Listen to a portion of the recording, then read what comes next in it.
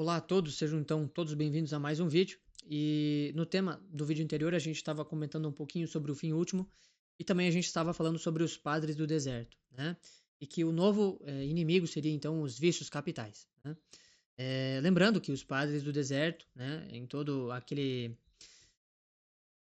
meio, aquele contexto disponível no momento, era o do anseio a imitar a vida de Cristo, e esse anseio a imitar a vida de Cristo também não era necessariamente somente morrendo como um mártir, mas também morrendo para a vida, morrendo para o mundo, morrendo, né, padecendo para as riquezas contra a tríplice concupiscência, por exemplo, né, a avareza, a gula e, se eu não me engano, o orgulho, né, são essas as três concupiscências, né. Então, assim, você também tem um anseio de imitar a vida de Cristo, repousando no deserto, tal como Cristo faz, e dessa maneira conseguir, então, eh, ter uma alma plena, um desenvolvimento de uma alma plena. Pelo menos, claro, né? Depois da queda, o homem, então, ele perdeu todas as suas potências, né? Mas ainda assim ele poderia se unir a Deus a partir de vários desígnios, inclusive se retirando ao deserto em estudos, em mortificações, tal como fizeram os padres do deserto, tá? Bom, lembrando, né, que eles fizeram justamente esse movimento porque sem o estudo do ser, né, é impossível conhecer a alma humana. Sem o estudo do ser é impossível conhecer a alma humana, né? Então eles se retiram ao deserto justamente para querer conhecer o ser a partir do quê? Do estudo aprofundado das Sagradas Escrituras, né? A partir das Sagradas Escrituras. Esse anseio de conhecer a alma humana, né? Vem em imitar a alma, vem na tentativa de imitar a vida de Cristo, que é o quê? É ter uma alma plena, ter uma vida plena, uma vida fora das paixões desordenadas. O homem não necessariamente ele vai conseguir imitar a vida de Cristo morrendo por ele, porque lembrando, o contexto era o quê? A ascensão do cristianismo. E os homens estavam parando de serem mártires. E aí surge o quê? Surge justamente esse contexto dos padres do deserto. E aí eles começam a entender melhor um pouquinho da alma humana. O que que acontece? A gente pode imitar a Cristo e pode amar Cristo também dessa maneira que eles fizeram. Morrendo para o mundo, mas não necessariamente morrer no sentido literal. Morrer, mas no sentido de abandonar uma vida nova, uma vida velha. Uma vida de vícios, uma vida de inclinações, uma vida de paixões desordenadas, uma vida de imperfeições até. Não necessariamente imperfeições aqui carregam um pecado, mas carregam a disposição da alma humana, a disposição de cada ser humano depois da queda, depois do pecado original. Todos nós temos as nossas imperfeições e é impossível não ter, senão pela ajuda da graça, porque nós somos filhos de Adão e Eva. Então, olha só, os padres do deserto, eles capturaram todo esse conhecimento e se dedicaram ao estudo das Sagradas Escrituras justamente para entender e procurar uma maneira de viver melhor, imitando a vida de Cristo, né? Fora dos vícios, fora dos pecados, buscar uma alma plena. Por quê? Porque o estudo do ser amplia a alma humana. O estudo do ser amplifica e intensifica o estudo da alma humana, né?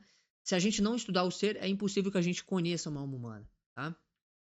E uma alma humana é justamente uma alma que tem a razão no centro da personalidade. E isso justamente só é possível de que maneira? Com muito estudo das Sagradas Escrituras, com muitas penitências, com muitas mortificações, definitivamente da maneira que eu falei para vocês, morrendo para o mundo, tá? Então, assim, a gente já consegue ver algumas ligações naquilo que eles já estavam buscando, né? Muito interessante. É, um estudo, né, que os padres do deserto fizeram, que é justamente sobre o ser, aliás, o Evagro Pontico, ele justamente fala sobre os pecados capitais, depois o São Tomás de Aquino vai elencar é, elencar os 7 pecados capitais. Evagro Pontico, São João Cassiano vão ter ali 8, com alguns nomes, algumas nomenclaturas diferentes, etc. Mas todos eles estavam buscando, né, esse estudo do ser justamente porque agora o inimigo do homem era o pecado capital. Então, assim, beleza, a gente não vai ser mártir, tudo bem.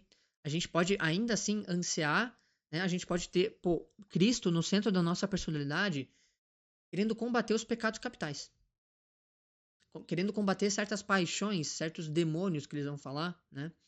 E isso vem justamente por causa de um estudo do ser. Esse estudo do ser vai aperfeiçoar a alma humana, porque a vida só é plena quanto mais a gente se opera com a graça. Nossa vida só vai ser realmente plena quanto mais a gente estuda e quanto mais a gente opera com a graça. Então, definitivamente, falta falta uma conexão maior do homem, né, que está desligado a Deus. E esse desligamento vem pelo meio do quê? Por meio do pecado. Os padres do deserto, eles pegaram isso já. Eles entenderam e falaram: opa, aqui tem alguma coisa errada. Tem alguma coisa que nos separa de Deus. Tem alguma ligação aqui que está nos fazendo, tirando uma possibilidade de uma comunhão espiritual com Deus. Tem alguma coisa aqui que está impedindo o ser humano de conseguir alcançar a graça, né? Mais ou menos isso. Mas esse assunto, ele não é algo assim original, por assim dizer. Não é um assunto necessariamente que alguém que foram os padres do deserto que do nada tiraram isso, né, da cartola e fizeram. Pelo contrário, já existia um sujeito, né, na Grécia Antiga que já estava preocupado com o estudo do ser. Ele já estava preocupado com o homem e a sociedade, o homem e as relações humanas, o homem e a sua função dentro da polis. Esse alguém era o quê? Era Sócrates. Por quê? Olhem só. Na Grécia Antiga, a gente tinha, por exemplo, como a gente falou, os filósofos pré-socráticos, né? Tentando explicar a origem do Logos. E aí eles chegavam às suas conclusões, né? Cada um tinha ali uma lógica diferente para operar, para falar, para querer argumentar e tudo mais. E os tempos foram passando e aí chega Sócrates. O que é que acontece? Sócrates se preocupou com a origem do Logos? Provavelmente sim, né? Mas ele se preocupou mais ainda com o contexto dele da época. Isso daqui é muito importante. Sócrates se importou com o contexto dele da época, porque ele estava observando ao redor dele o quê? O relativismo moral absoluto dos sofistas. E aquilo ali deixava ele possesso. Aquilo ali estava deixando ele possesso. E justamente por isso que o Sócrates, ele também é conhecido como o mosquito no flanco de uma égua. Né? Aquele cara que é muito chato, é o famoso sarna. Né? Cara chato mesmo. Né? Por quê? Porque ele gostava, né, de lançar perguntas e questionamentos, né? Ele gostava de lançar seus questionamentos para os cidadãos atenienses da época. Né? Mediante o quê? Mediante o homem e a sua postura em determinadas situações, né? Em determinados contextos. Né? Por exemplo, esse daqui é para isso que serve o conhecimento? O homem nasceu para isso daqui mesmo? Realmente, não, assim, me parece que faz sentido, né? De uma maneira às vezes irônica. Então, assim, Sócrates, ele se preocupa, já se preocupava com o contexto do homem na sociedade e a sua finalidade, as suas funções, é, o que é o homem, para onde é que o homem vai, para onde é que o homem deve se dirigir, para onde é que o homem deve olhar, né, o que o homem deve ser enquanto cidadão da polis, para buscar o quê? A sua plenitude. A sua plenitude se encontra na virtude, que a gente vai falar depois, que veio também com Platão, que é o que a gente vai chamar de areté. A virtude, né, é aquilo que vai dar a personificação ideal do ser humano, porque uma personalidade, de fato, humanizado, um homem ideal da polis é um indivíduo virtuoso. Por quê? Porque a virtude ela é o centro equilibrado de todas as coisas. Então, o homem pleno é o homem virtuoso, né? Mas assim, voltando para Sócrates. Sócrates estava observando sofistas fazendo aquilo que a gente vai falar sobre venderem o seu conhecimento. Os sofistas nada mais eram do que os homens, né, que eram filósofos, né, ou chame do que quiser, mas que eles vendiam o conhecimento deles. Vendiam de que maneira? Eles basicamente, eles conseguiam manipular o conhecimento, eles conseguiam lecionar certas coisas para os seus alunos, para os seus aprendizes, a fim de que, daquela maneira, né, daquele jeito, aqueles homens conseguissem cargos altos e posições hierárquicas na sociedade, seus empregos, né, fama, status, etc, etc, etc. Eles eram mestres da retórica, mestres da retórica. E quem está acostumado a manipular a retórica não pode conhecer a verdade. Não pode conhecer a verdade. Né? Somente quem é de verdade pode conhecer quem é de mentira. Sócrates foi um desses homens. Tá? Sócrates foi um desses homens. Então, assim, ele observava ao redor dele e provavelmente, aqui é um palpite, mas é bonito imaginar essas coisas. Sócrates deve imaginar o mundo, ele provavelmente olhou para o mundo, se é que de fato ele realmente existiu, né? É, ele olhava o mundo e ficava maravilhado com o Logos, só que o assunto principal dele não era o Logos, não era a existência do mundo, era o homem na sociedade. Ele estava vendo uma relativização de todas as coisas pelos sofistas, e aquilo ali deixava ele possesso, né? Aquilo ali definitivamente estava sendo o instrumento dele, né? O homem, né? O homem. Enquanto os pré-socráticos estavam querendo explicar a origem do Logos, como por exemplo o Tales estava querendo falar sobre a água, né? Por exemplo, o mundo ele é gerado e ele é comandado pelo elemento da água, porque todas as coisas precisam de água.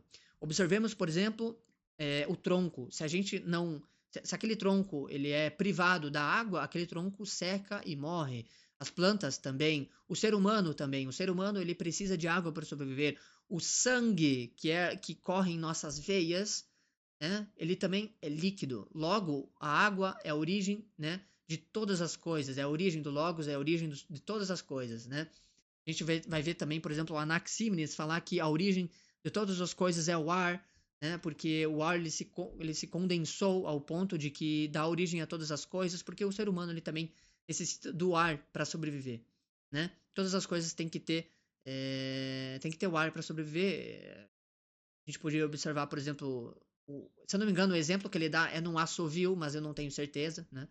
E entre outros filósofos sensacionais que naquele tempo já imaginavam essas coisas, né? Isso tudo é muito interessante de se imaginar, de se lembrar e de estudar, né? Mas o interesse do Sócrates era muito diferente e justamente por isso que ele entra num combate contra os sofistas, né? E esse combate é muito marcado, né? É muito marcado. E como a gente, como a gente falou, depois de Sócrates, o objeto da filosofia muda. O objeto agora tá porque Atenas era um centro cultural, pô. Atenas virou um centro cultural. E o objeto da filosofia mudou. Tanto é que depois, justamente, os sofistas eram estudiosos, definitivamente estudiosos, excêntricos nos seus assuntos.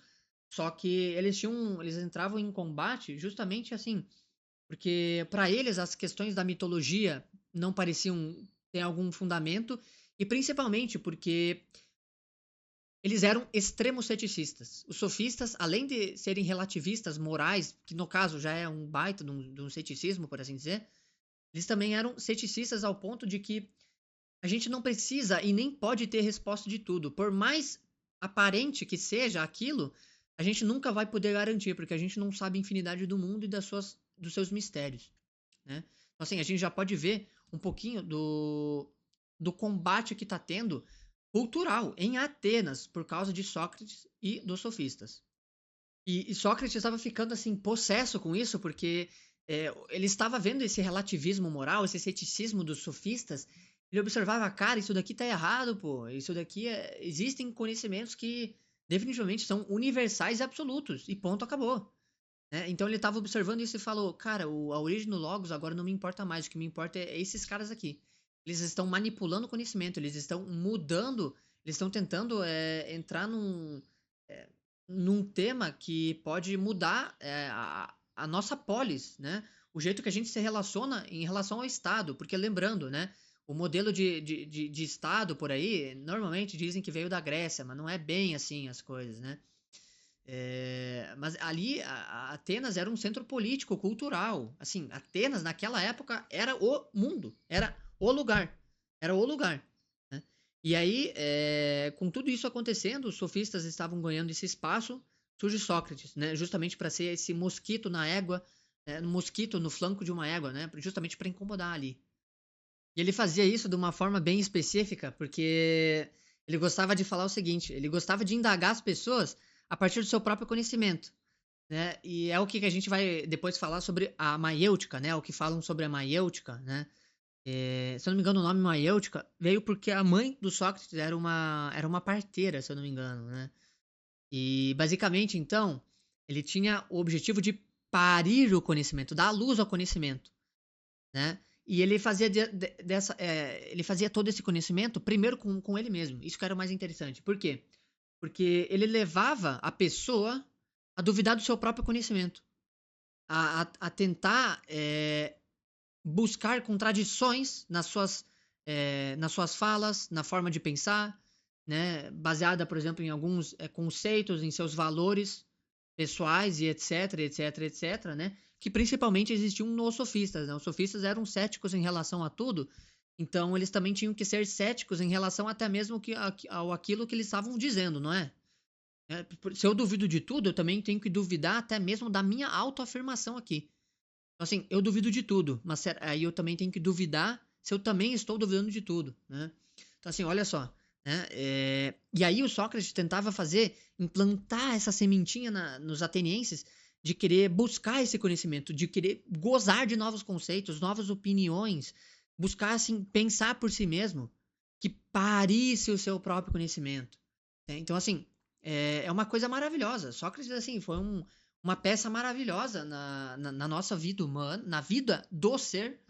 Se de fato, lembrando, se de fato ele existiu, acredito fortemente que sim.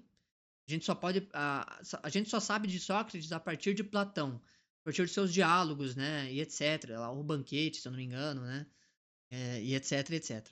Bem, então a gente consegue ver que essa importância do estudo do ser já começa ali em Sócrates. Já tinha ali também nos filósofos helenistas, com as suas praxes morais, os estoicos, os cínicos, né? Não naquele sentido da palavra, lembrando, né?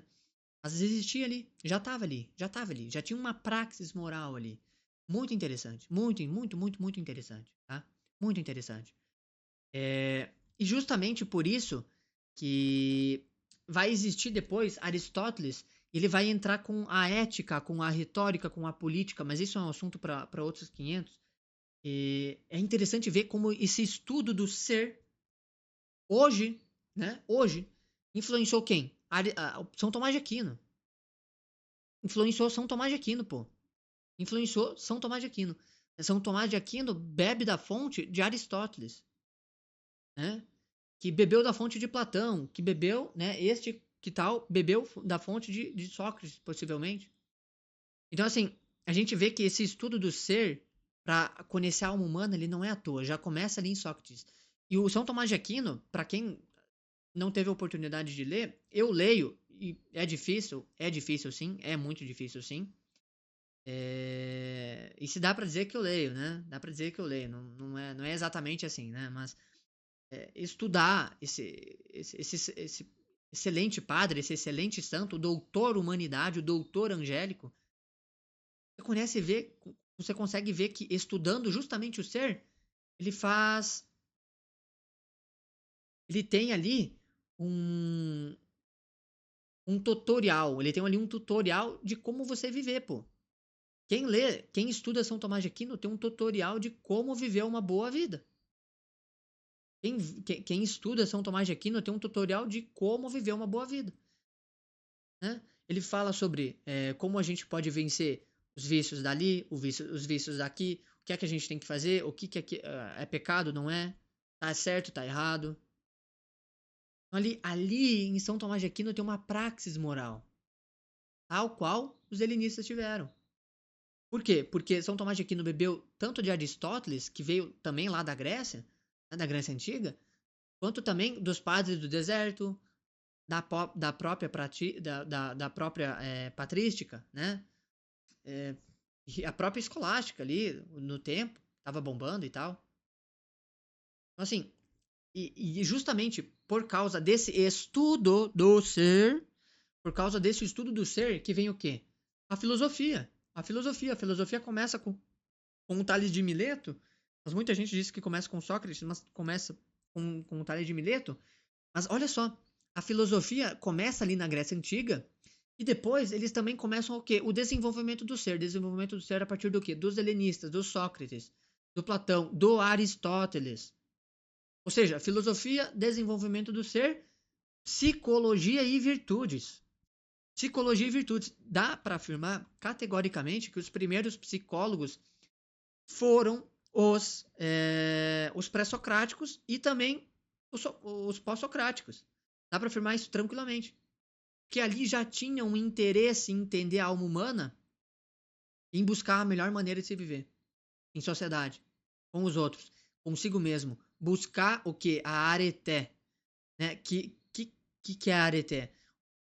A areté nada mais é do que a virtude. Né? E um desenvolvimento pleno da personalidade humana consiste em alcançar a saúde integral, ou seja, no corpo e na alma. E aí então poder gozar da virtude. Platão, aliás, ele é um cara que ele fala o seguinte: você já deve ter visto alguma frase, algum meme parecido. Ele fala que o Platão aparentemente ele era musculoso. Por quê? O homem forte também está forte por dentro. Justamente isso. Justamente isso. É um desenvolvimento integral, corpo e alma. Né? E aí poder gozar então da virtude. Então, assim, é como eles diziam: virtude é saúde e vício é enfermidade. E isso daqui não precisamos, né, nem de Sócrates, nem de Platão, nem de Aristóteles. São Tomás de Aquino já também falava disso, mas é justamente isso. A virtude é saúde e o vício é enfermidade. Então, assim, a gente encerra esse vídeo de hoje e nos próximos vídeos, então, a gente vai tocar um pouquinho mais nesse assunto da virtude e dos vícios, tá? E em especial a gente vai comentar um pouquinho agora já sobre, então, os vícios capitais. Eu vejo vocês nos próximos vídeos e é isso aí. Tchau, tchau.